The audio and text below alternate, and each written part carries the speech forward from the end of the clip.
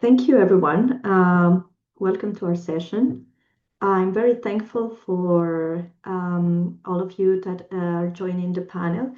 We have a wonderful group of colleagues and practitioners that go from data producers to modelers, analysts, and people involved on the use of data and insights in order to support operational decisions. I would like to start giving a little bit of context about our session. The premise of the session is if the data fails, the model fails. We decided to present this idea as part of the Data for Peace conference because usually when we focus on innovation and conversations about the added value of data, we assume that the data is available, that the data will continue existing, and that we can continue building pipelines that may be sustainable, that can support decision-making processes. But the purpose of this session is go one step back.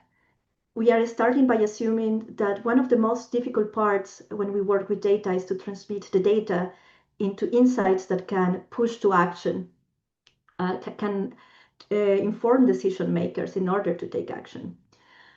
But we want to go one step back and we want to analyze the information value chain, the data ecosystem pipeline that goes from data aggregation, data publication, analysis in order to transform all this information into something useful, but before the last mile.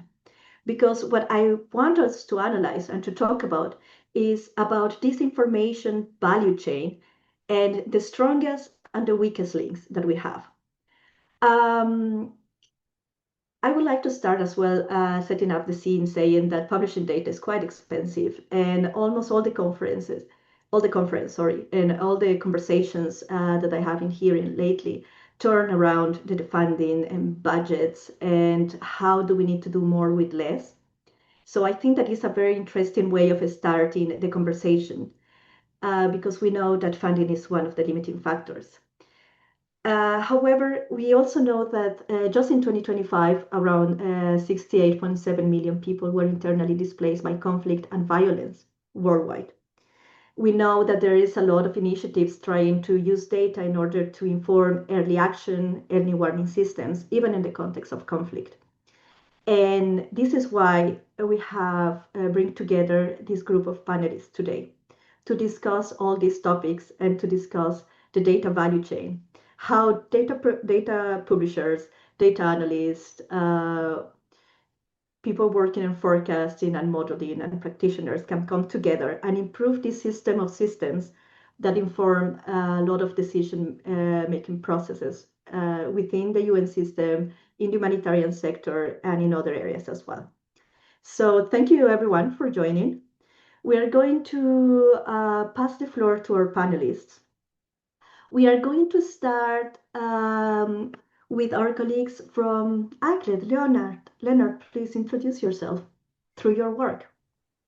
Thank you so much. Hello, everyone. I'm Leonard Lotman. I am the Director of Data at ACLED, and I oversee the creation of the Global Conflict Events data set that I think most of you are familiar with to some degree. The data set is used as input for predictive models, situational awareness, policy decision-making, relief planning, and safe return assessments, just to name a few use cases relating to displacement. And of course, there are many other users and use cases of our conflict data beyond that particular field as well.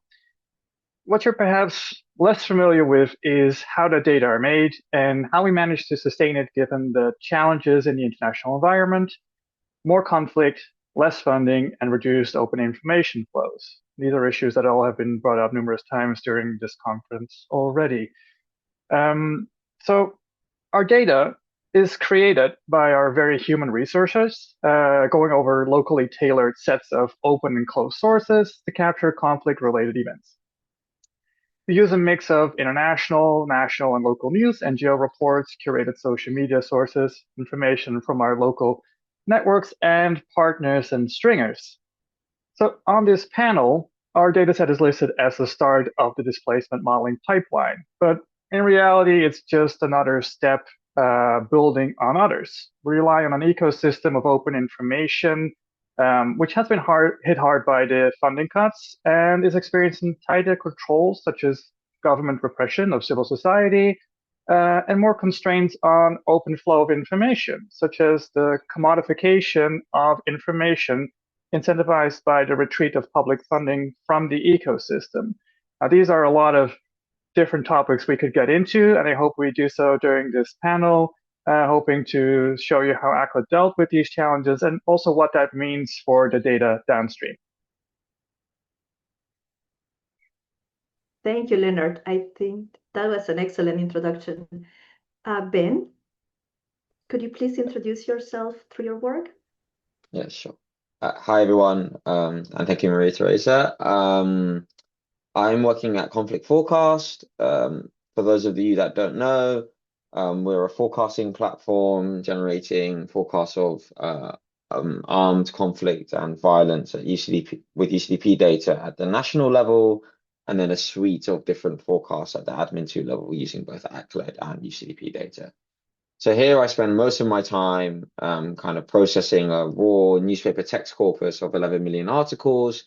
The idea here is to generate features that have predictive power for onsets. And indeed, we do find that the text features have improved predictive performance, particularly in these settings where countries have had a history of peace, but at risk of future conflict. So with respect to our models and the data pipelines, I mean, we're totally reliant on the amazing work done by ACLED and UCDP on their timeliness and consistency with which they release conflict data. Here, we're also relying on external data vendors. We use Factiva, for those of you that may know them, to source our text data that are a little, can be a little less reliable. But essentially, the timeliness and updates of our forecasts are completely contingent on the data that we receive upstream. Changes to APIs can obviously be a challenge for us. I guess we will get into this a little bit later, but some forewarning usually helps us to plan these things in advance or maybe warn downstream users that there may be delays coming. But I think any delays in our forecast really decrease trust in what we're generating, irrespective of how well we forecast any type of target. If we're not able to guarantee that the model is updating with some frequency, I think it's very difficult for downstream users of what we're doing to reliably use our forecasts. I guess we'll talk a little bit later as well about data collection methodologies. I mean, changes here are more challenging and have implications for the machine learning models we use. But yeah, I'll wrap up there and pass on to the other. Thank you, Ben.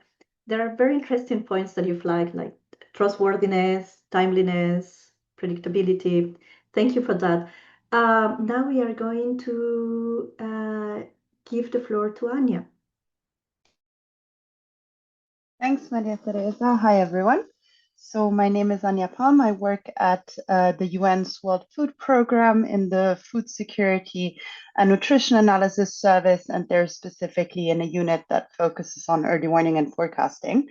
And we look at conflict and conflict-related displacement quite a lot within WFP in that context, because it remains basically the key driver of food insecurity. So in the Hunger Hotspots report that we just released today with FAO, conflict is identified as driving hunger in 12 out of the 13 countries where we warn that conditions will actually deteriorate in the next 6 months. So how do we use conflict and displacement data? And there's basically a couple of ways. Firstly, for contextual analysis, but most importantly, to identify emerging risks to food systems and to WFP operations across the globe. So for instance, we have been working on embedding conflict and displacement data and forecasts into food security analysis or our internal early warning systems. And that helps us to guide action in 2 ways. Either our country operations can directly integrate conflict scenarios or displacement forecasts into their preparedness and contingency planning, so concretely planning how to respond to additional flows or escalations of conflict, and indirectly through basically a set of internal prioritization systems, which help us to mobilize our attention and resources to support our country offices that have the highest gap between risks and their capacity.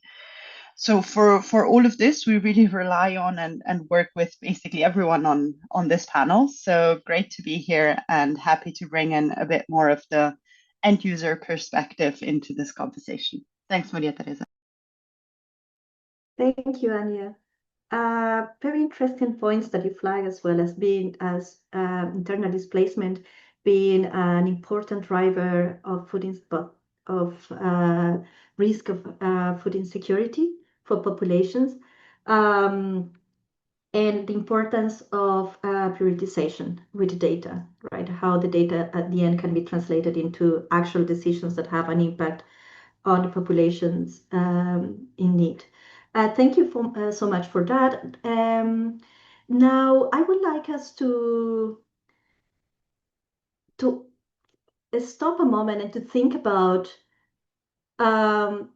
the different aspects of the information pipeline where we are all connected, from data producers to the final decisions, resource mobilization that you mentioned, Anya, and reflect a little bit about 2025. 25 was an unprecedented year in terms of changes. Leonard set the floor very well by saying that even us, that we provide like data that is collected by local communities, we could see that they also have been highly impacted by the defunding. And Kathy from ACLED also during one of the panels mentioned that ACLED could see that there is a drying off of sources. And I think that this is a very important point because there is a lot of investments trying to transform data into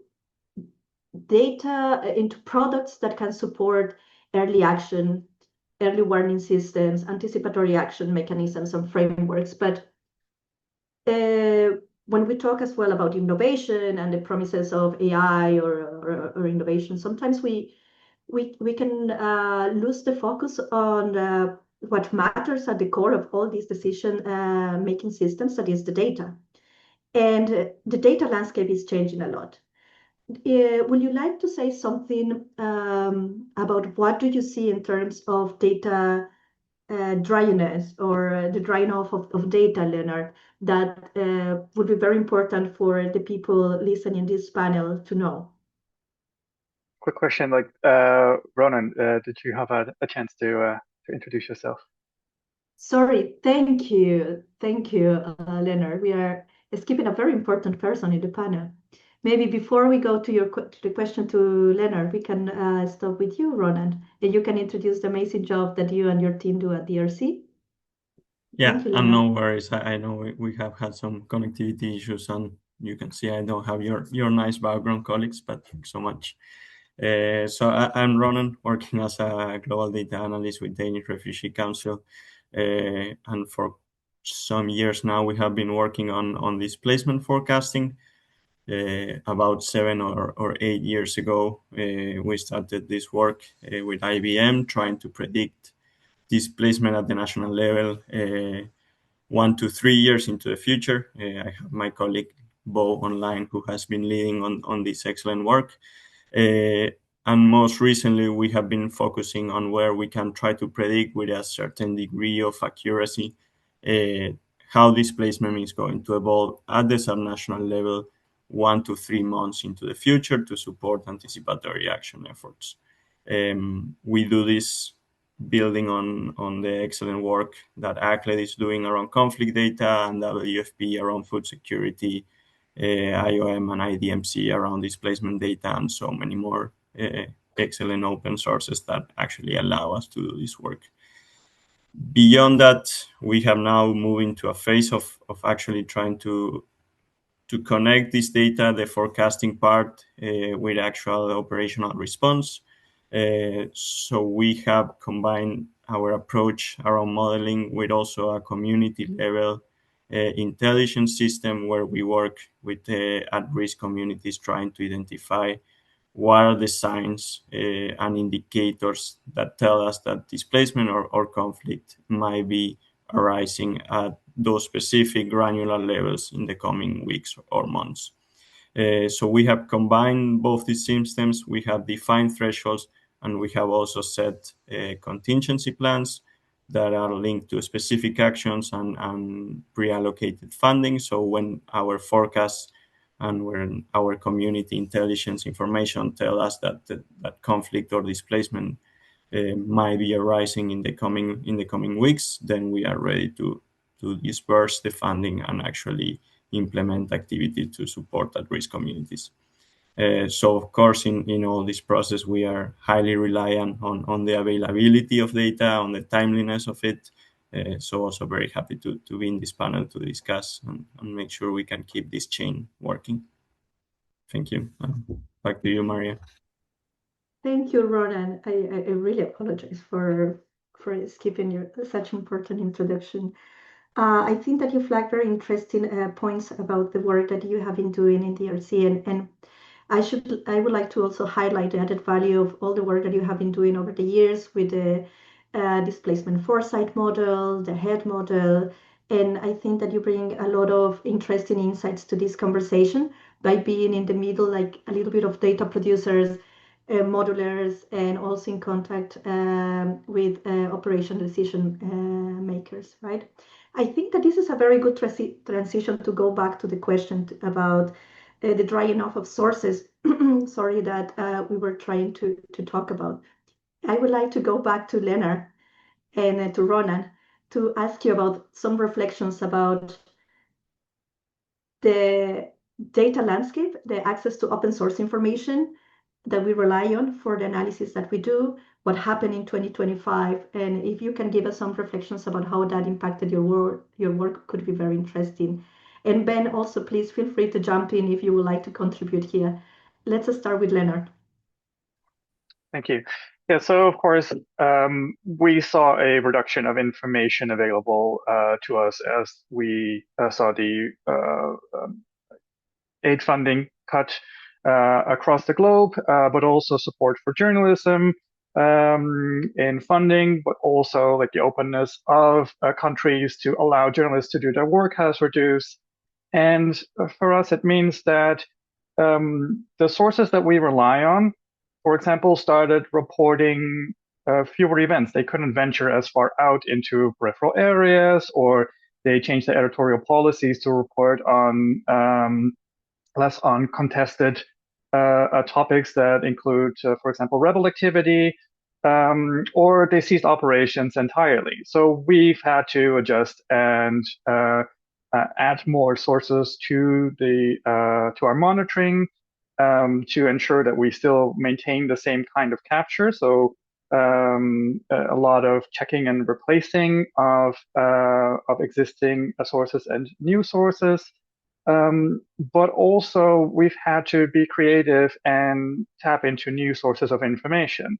Not just things that are more difficult and time intensive to source like radio and TV, but also relying more on networks of local informants, the stringers, to supply us with the information that used to come from journalism and NGO reports. And we've been able to do this because we've had certain systems in place that allowed us to scale this up quickly. We had some resources. We had a lot of local partners that allowed us to snowball and identify the places where we needed to put these resources. But it's been an immense increase in our operational cost. And I think this is basically what we're faced with. We have to do more with less under more difficult conditions. And we're trying to navigate that by increasing our efficiency. We're using some automations in AI to streamline our human-led data collection. We also try to increase and sustain the the ecosystem that we rely on. We work with partners to build their capacity to sustain themselves. We also fund them through micro grants. So we are doing our part, but there's only so much we can do. So we really have to make difficult choices. Sometimes we choose certain countries to focus on. Sometimes we choose certain audiences and use cases to focus on. And I think that's also something that might come up later in the panel discussions is the data features that we provide, they have to serve many different use cases and audiences. And we aren't able to tailor to everybody. So we have to make these choices, and in being able to identify where we make the choices that have the most impact is essential. And the feedback loop, but also the incentives need to be there. So I think that's a good topic to also touch on later in the panel. Thank you. Ronan? Yes, thank you, Maria Teresa, and fully agree with Leonard's comments. I mean, yeah, 2025 was a very particular year, as we all know, and of course, funding cuts have affected data availability. I think I will comment from the displacement modeling angle, and therefore more on the displacement data side, because it also connects to the operational part in our case. And even beyond 2025, I think there are some more general things that we need to have into consideration when it comes to the data that is very relevant for us as modelers to adjust and work around it. So in general, with displacement data, we know that there is a gap and it might have increased in the last year between what we could say the displacement assessment cycles and the actual operational decision cycles. So we would want, of course, to have displacement data being updated on a very regular and frequent basis. But that is unfortunately unlikely to happen because also there are a lot of challenges around data collection on displacement. So we have design models that can now cast displacement to try and address some of these issues, but we know that the gap between this assessment cycle and the actual operational decision-making cycle will persist. Beyond that, I think Ben, also looking forward to hearing what you say, but I mean, yes, changes in methodology, coverage, and reporting frequency is a big thing for us. So if we have an assessment of a district today that covers 10 sites, and then we have another assessment tomorrow that covers only 7 sites, then what we might see for that given district is that the number of IDPs and the displaced individuals have dropped. But in reality, it's not because displacement have actually reduced probably, but rather because it's a change of coverage and a change in the reporting frequency. So we need to be very cautious, because if we don't take that into account, then our models can easily learn that a reporting change actually represents an actual displacement dynamic. And the final thing I would want to mention on the data angle is we need to take into consideration the geographic element, right? In many cases, the needs we have for operational purposes are at very, very small geographic levels, at a village level. And usually the data we have is not sufficiently granular. We can, of course, work around it, but we also know with the changes in 2025 and the funding cuts, that becomes even more and more difficult. So we need to find alternatives and ways to deal with the fact that the data will not always reflect the same level of geographic aggregation that we need. There are very interesting points that, thank you, Ronan, that Leonard and you brought to the conversation. It's the human in the loop component. Like we can try to fill gaps in the information landscape by using AI, by trying to expand the sources that we use to try to find alternative sources to those that we have stopped publishing information and that we used to rely on. The human factor is a very important component, like in AI signals versus the human validation that came across the whole conference as a very important topic, because we can have lots of signals coming from automated analysis of the media, but if the local media it is also experiencing and drying off, maybe the signals that we are going to read are not good enough. I would like to give the floor to Sineb, is the last of our panelists that is working on the transition of bringing the data into a system taking into consideration the sustainability, because something that we haven't discussed as the weakest links in this data information value chain pipeline is the data as infrastructure in itself. So, or the information as infrastructure. So please, Sineb, introduce yourself and the work that you do in NRC. Thank you, Maria Teresa. Hi, everyone, and sorry for joining late. My name is Dina, but I work for the Norwegian Refugee Council, where I spearhead our AI initiatives, mainly looking into how we could use AI to help us tackle some of the challenges related to getting reliable data and data that is granular and useful for decision making at the ground level. Obviously, that's not a problem that is for AI to tackle alone. But yeah, I would like to take that angle on in terms of how do we maintain systems that maintain that fluent flow of data to support decision making.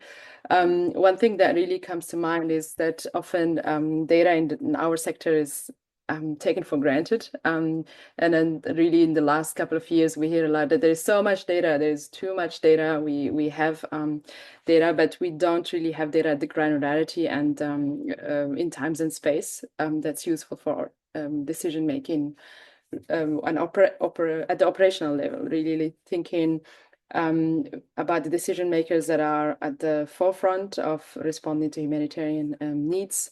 Those are really dealing with data landscape that is very scarce. So the work that we are doing now around CLEAR is how can we build a system that is a collaborative that brings in the different pieces of information that exists in the sector and really complements that foundational data elements with AI, among other things, but really mainly with systems and models that can support making that data useful for decision making on the ground. Obviously, this is a problem that is not for one organization to take on their own.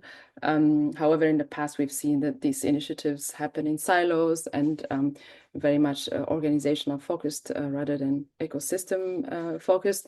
And when it comes to operational needs, it's really that's where there's the most silo, because at the field level, humanitarian organizations don't necessarily have data analysts on board, or they don't have data scientists, they don't have tech engineers who can build pipelines and maintain them.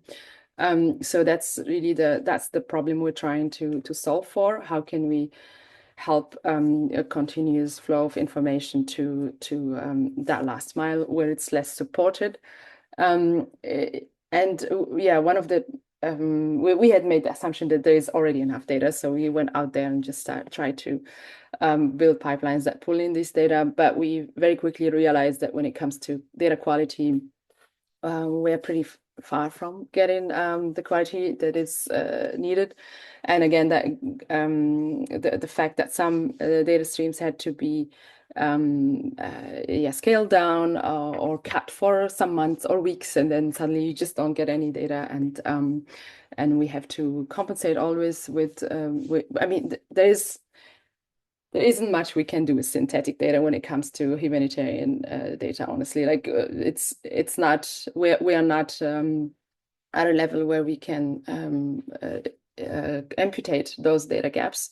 So we have to be realistic about it and start to see the limitations of the technology and really think about how we can sustain the very foundational data sets and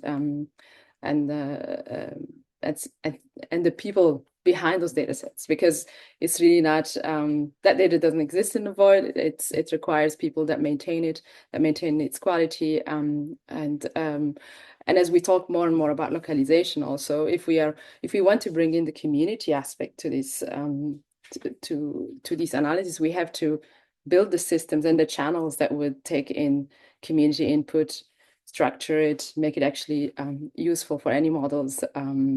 Yeah, so maybe I'll stop there. And I don't know if I sidetracked from the conversation, but really it's about, for us, we beyond what we're building, so we're building the platform, clear, the API, whatever we're building, but we also want to start a movement where others see the challenges we see and want to contribute to it and to make it more of an ecosystem-wide initiative.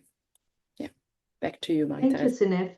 I think that this is a good segue to one of the points that we wanted to flag during this conversation, like this expression, the system of systems, that I borrow from the geospatial community, because I consider that the information data value in the sector is the collection of systems.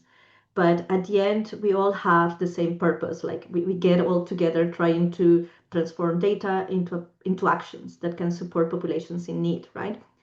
And collaboration is a very important aspect of the system of systems. If we are all siloed, if there are different pieces of information here and there, we don't go too far in terms of action.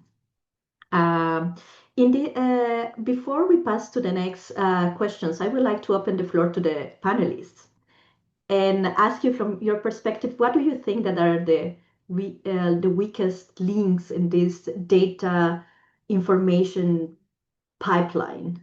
We have already mentioned funding as one important element. We have mentioned the drying of sources, like it's getting more expensive to get good sources to sustain good data. And this is something that I think we need to continue highlighting, because data is very difficult to maintain. And last year we have seen also that a lot of important data sources have just disappeared. Some temporarily, like FuseNet.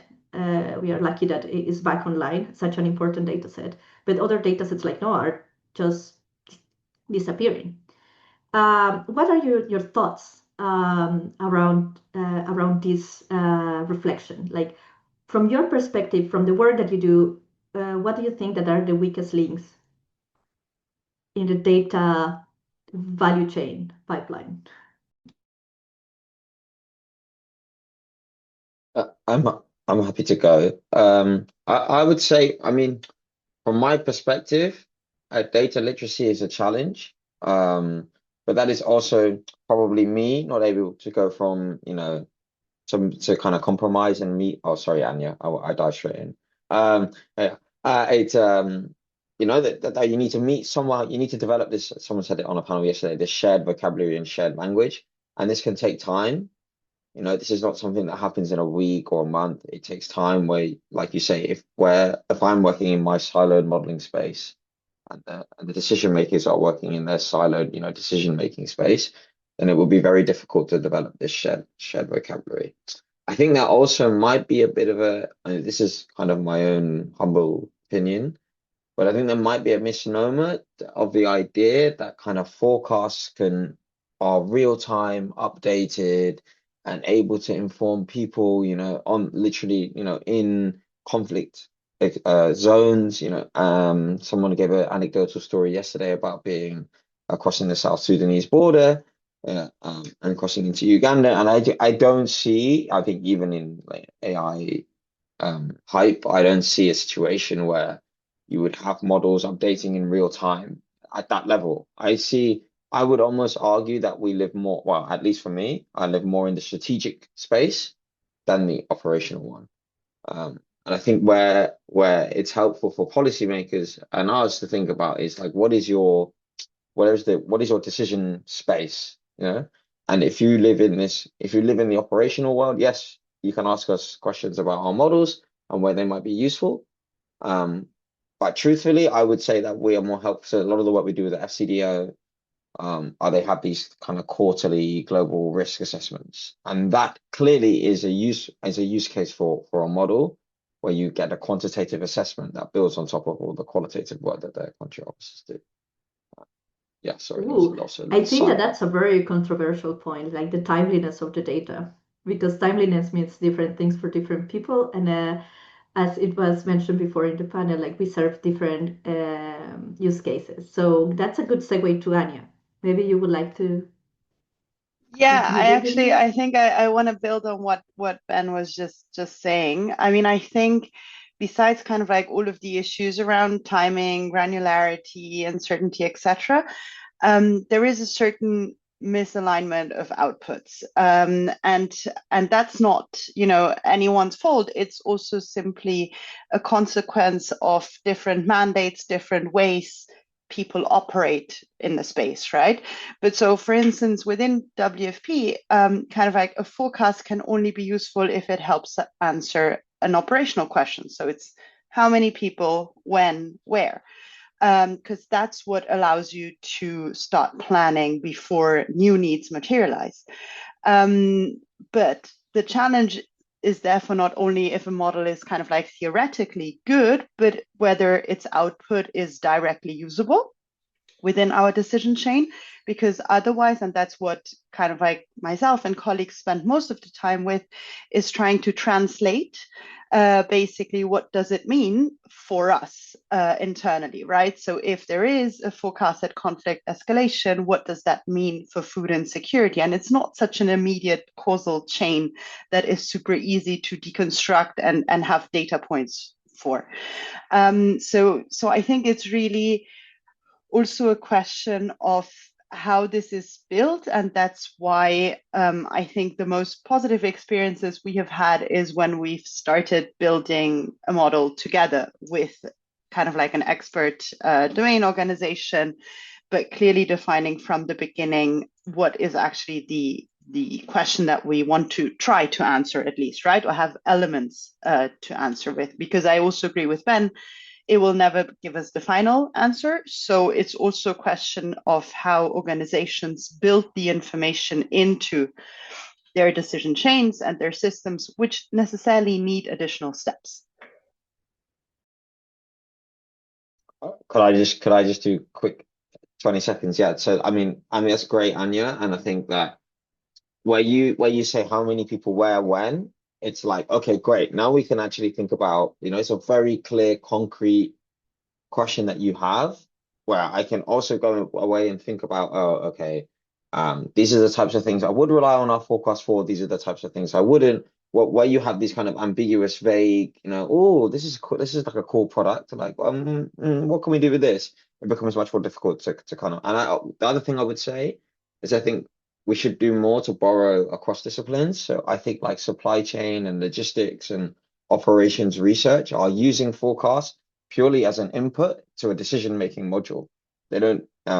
So I think that there are things that there are other disciplines that could be explored to be useful also in this space. Totally agree. Is there any other contribution that you would like to do before we move on to the next questions? But before you jump in, I just want to dig on some points that Anya flagged and you, Ben. One is the co-design, like borrowing also methods from other fields is something interesting. But I think that the links between the different the links and the collaboration that we should have in order to build decision support tools is something that I think we don't talk too much about, because we can read the data in so many different ways. And we have been just discussing before that the data changes a lot. The context of the data changes a lot. And sometimes we can publish data that measure changes in the figures due to changes in the geographical coverage of the data. And this is something that modelers and people working on products that support decision makers also need to grasp and communicate about it. And it's not an easy task. It requires a lot of time and investment.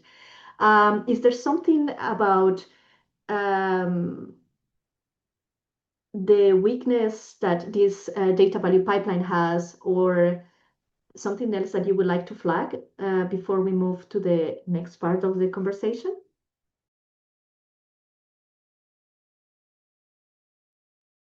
Okay. I don't want to harp on too much about funding, but somewhat related to it is the tendency of those that request and supply request a service or a product and supply the funding for it is to sort of like try and economize and get only that particular exact feature for the exact time that they need it for.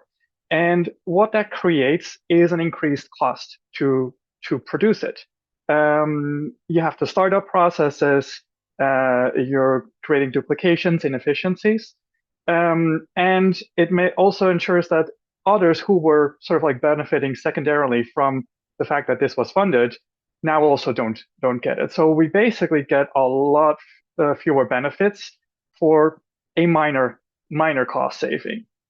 And it's hard to sort of have that conversation because the entity funding it, they usually only see the direct gains that they're getting. They are vaguely aware of maybe an ecosystem behind it, but it's very hard to quantify. And even if they are aware, it's hard to then communicate that within their system to say, let's put some more sustained funding to this to fund the broader public good.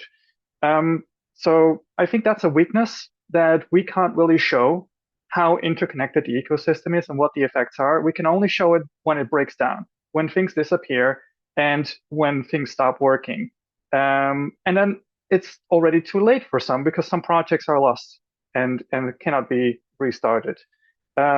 So perhaps also like something to reflect on, like how can we proactively communicate this more, or what do decision makers need to hear in order to unlock this more broader public good funding?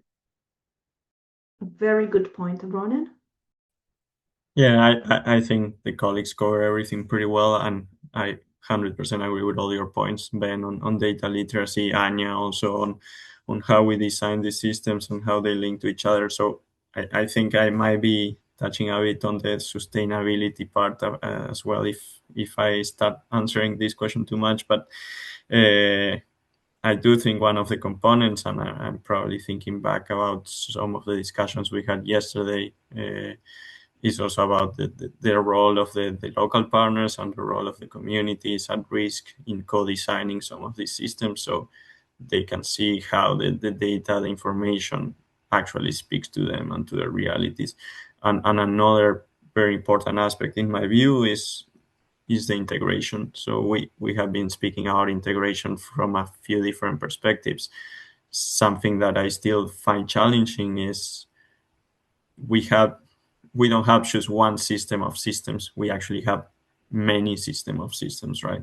We have it around displacement, around conflict, around food security, and so forth. But all of these are compounding, and we know that when we are trying to interpret displacement information, we need to look alongside food security and health hazards and protection risks and so forth.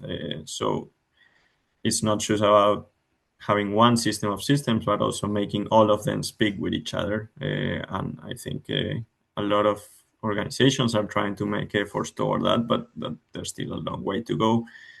But securing that would also try and help with the sustainability aspects. Thank you. Good point about the links that exist between the different systems. But I would like to go back to the point of Leonard, like making the data interoperable, for example, making the data possible, easy to communicate with other data sets has a cost because sustaining, making the data easier to access, publishing the data, it requires lots of resources. And I think that's something that came quite frequently during the conversations and the conference. It was this, from one side, we have the promise of AI, fully automated pipelines that give us signals. And then some of the experts said, we want the human in the loop. We cannot just base the decisions on AI. And now that we are trying to save costs, I think that this is something that we really need to take into consideration when we invest into some tools or projects that are aiming to inform decisions, like how sustainable they are, what is the real promise and the real danger of the economies that we are implementing now for the future of the whole ecosystem, right? If you wouldn't like, if you don't have any more points or reactions to this, I would like to ask you, like, what do you think that we could do as a community or in the organizations that we represent to improve this system, to try to navigate the weaknesses that we just described? I open the floor to you. Maybe we could start by Sinep with like the overview perception of this ecosystem as infrastructure. Yeah, I don't know where to start. I mean, from a data consumer perspective, we are not the organization that's really providing these data sets. So we're more the users, and we somehow often I think the users feel removed from the data creation process and the sustainability of it until things don't work. And maybe I can share an anecdote from our work around Clear. I mean, if you have a pipeline that's running and it doesn't have, and it's just, and you don't know the data, know your data has been mentioned a lot the last 2 days. And we had data engineers working on this, and they built the pipeline. Everything is working very well from their perspective. But the API that they were relying on was silently failing, and the systems had no way to detect that. So it was really showing the wrong information, and that was because there was a bug at the data provider side that also was gone undetected from their side. So, and this is how do you make systems that keep track of these two aspects? And I know maybe in the case of ACLED, you have those monitoring systems in place, and you document your data very well, but that's not the case everywhere, and it also takes a lot of effort. That effort of monitoring and documentation is often like not even seen by those that fund those the efforts around data. So it's really, how do we make it visible, all this back office work that goes into maintaining these data sets that many of us depend on, visible or understood, and then maybe it's like an impossible task. Ben, you mentioned data literacy, and that's really data literacy at the decision maker level. Like if you think about executive leadership, it's something that makes them cringe and what do you mean? I'm not illiterate. Yeah, in some aspects of data, it's really difficult.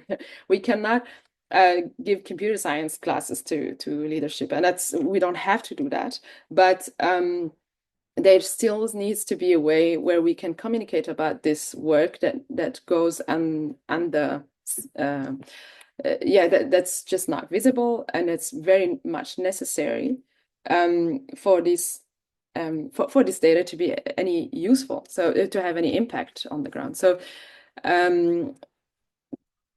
how do we do this from how do we build data as an infrastructure for the humanitarian system? I think there's been a lot of really good work through OCHA's work on HDX and the Happy, for instance.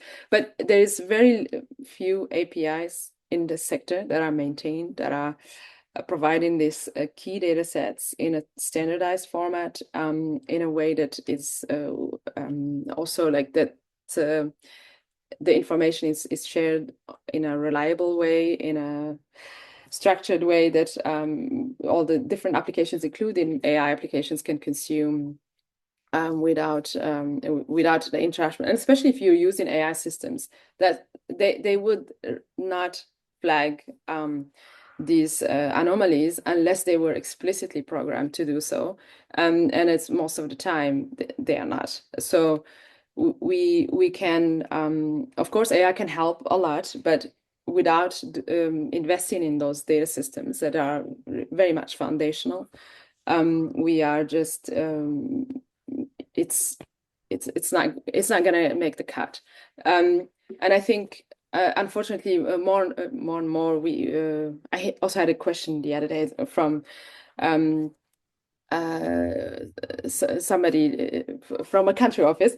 Why are we investing in this in Clear while we can just ask any of these AI systems the same questions, and we get pretty good results. And it does look like very good results, very structured report that tells you everything what's going on. It can make up needs assessments and all of that. And the worst part is that it starts to also show you sources. And so it seems quite reliable, right? As soon as you start citing sources. But the issue is there is so much bias, not only in how the data is in the training of those models, but also bias in how those models are given like weights to different data sources to look into. And this is something that we have very little visibility on, and that opacity is growing and growing. So these are things that we have to be very careful about. And yeah, maybe I went on a tangent, but yeah, I leave it at there. I know we don't have. Before we go to Ben, the conversation is so interesting, but we have a limited time left. I apologize for that. I think that we need to move on and fast forward to some thoughts that we would like to leave for the audience. Some things that you would like to remember about these conversations, or maybe just open up new conversations for the future. AI opaque sources, something that is also very important to consider. Let's start with Ben. You had your hand raised. I really apologize for this, but let's try to keep it very concise.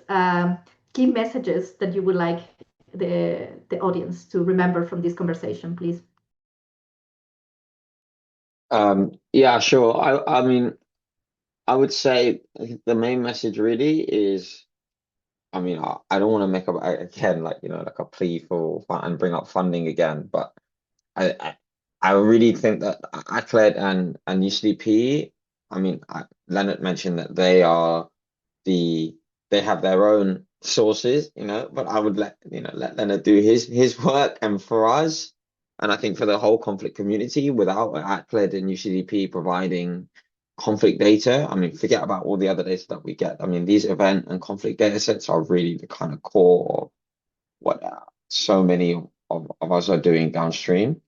And I would say, give them a big pat on the back, say thank you when you see them, but also, we need to make sure that they have the funding that they need to keep providing these data sets. Thank you, Ben. Leonard? Well, thank you. Indeed, funding sustainability is important.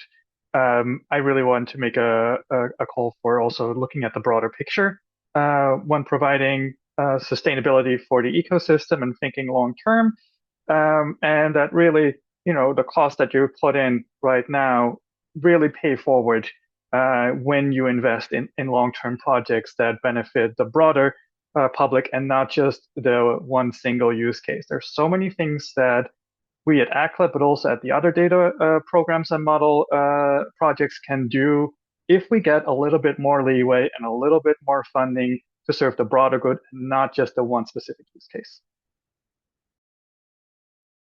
Thank you. Ronan? Yes, thank you, Maria Teresa. So yeah, I think funding for sure is one of the key messages. But there's other two that I would like to highlight from my side and our experience on this work. One is co-design. We need to co-design systems not only with our partners in this call, but also with local partners, also with communities at risk. So we make sure that those systems speak to them. And the last message I would like to highlight, and probably goes back to the sustainability discussion, is I think we need to discuss more institutionalization. I know there are a lot of challenges around this, but countries and regions, they have their systems, they have their anticipatory action roadmaps, emergency roadmaps, they have their coordination mechanisms. So how do we embed what we are creating into existing systems? Because that will support also sustainability. Thanks. Thank you. Sineb? Yeah, I echo everything that has been said already. But one thing maybe that I would like to add is also we need to invest in people, and we need to invest in keeping people and keeping people working together. And that requires bringing people together more, providing forums like this one where, or funding forums like this one where people can come together and exchange, building communities of practice around data. That is, really about investing in people. Thank you. I would like to give the floor to Anya for the last remarks from the panel. Yeah, thanks, Maria Teresa. Real quick. I mean, again, really agreeing with all of the points made previously. I think beyond the co-design, it's really also being in touch and exchanging, and that links back to the point around understanding the data, right? And I think what we've seen is that when we build kind of like a system where we're able to go back to understand what is driving a specific change in an indicator or an alarm, that helps us to understand like which is the indicator driving it, what is the raw value, how has it evolved over time, and that helps us first to communicate the outcome, right? So we're not just giving an alarm, but trying to also say why that is the case. But it also helps us spot a lot of mistakes and inconsistencies. And that's where it's super important for us to go back to all of you and understand how to jointly bridge those gaps, which we're having more and more because of the funding situation and just the reduction in data. Thank you very much, Anya. I was just visiting the Q&A. We have some few minutes. There is a very good question from Bo. Are we alarmed enough by the data disappearing? Yeah, it's a very good question. Then I would like to keep this question open. I think that this panel, and I apologize if I reflect in a view that you don't agree with, but I think that we will all in the same, we all have the same perspective that yes, is really worrisome. We should be worrying. We should talk more about that. But I would also like to try to flip and close the conversation by saying that funding is an important point that everyone has flagged. Co-design thinking, feedback loops. I think that from my perspective, is something that we need to do better, because the data providers, we get better and more efficient if we get the feedback from end users, if we know how the data is being used. Models need the feedback of data providers in order to understand why the signals are changing, if the changes are coming from real changes and environment that we are describing, or if they are coming from other sorts of contextual changes that we may experience. I would like to, in the last minute, just to thank you all for joining this conversation. I wish we have more opportunities to discuss about these interesting topics. Thank you for everyone listening the chat and joining the conference. Thank you very much for your insightful thoughts. I hope that we can continue the conversation in the future from the different institutions that we represent. Thank you very much.